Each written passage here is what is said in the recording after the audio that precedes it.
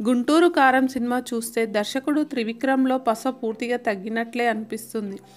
తల్లి కొడుకుల బంధాన్ని ఆసక్తిగా మలచడంలో త్రివిక్రమ్ విఫలమయ్యాడు. కథాపరంగా సినిమాకు మైనస్ మార్కులే పడుతున్నాయి. సినిమా కథ ఏంటనేది ప్రారంభంలోనే తేలిపోవడం అతిపెద్ద మైనస్. సినిమా చూడాలనే ఆసక్తి పోతుంది. తల్లి కొడుకుల పాత్రపై ఉండాల్సిన పట్టు కనిపించలేదు. కొడుకుతో అగ్రిమెంట్ సైన్ చేసినంత మాత్రాన రాజకీయంగా ఇబ్బందులు రావని చూపించడంలో లాజిక్ పూర్తిగా మిస్ అయింది.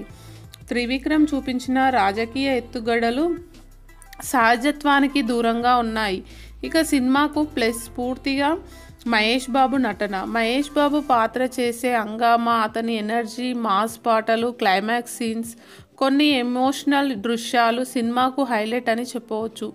సినిమాకు మహేష్ బాబు నటన హైలైట్. అద్భుతమైన డ్యాన్స్ కూడా కనిపిస్తుంది. కుర్చీ మడతపెట్టి పాటలో మహేష్ శ్రీలీల హంగామా చూసి తీరాల్సిందే అంటున్నారు ప్రేక్షకులు.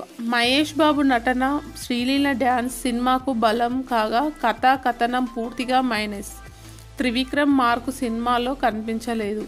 ఓవరాల్గా చెప్పాలంటే గుంటూరు కారం సినిమా మాస్ని ఆకర్షిస్తుంది, అలరిస్తుంది. దర్శకుడిగా త్రివిక్రమ్ ఈ సినిమాతో ఫెయిల్ కాగా నటుడిగా మహేష్ బాబు నెక్స్ట్ లెవెల్ చూపించాడంటున్నారు. కేవలం మహేష్ బాబు నటన కోసమే సినిమా చూడవచ్చు. త్రివిక్రమ్ ఇప్పుడు కొత్తదనం కనిపించడం లేదనేందుకు ఈ సినిమానే ఉదాహరణ. గుంటూరు కారం రెండవ రోజు కలెక్షన్స్.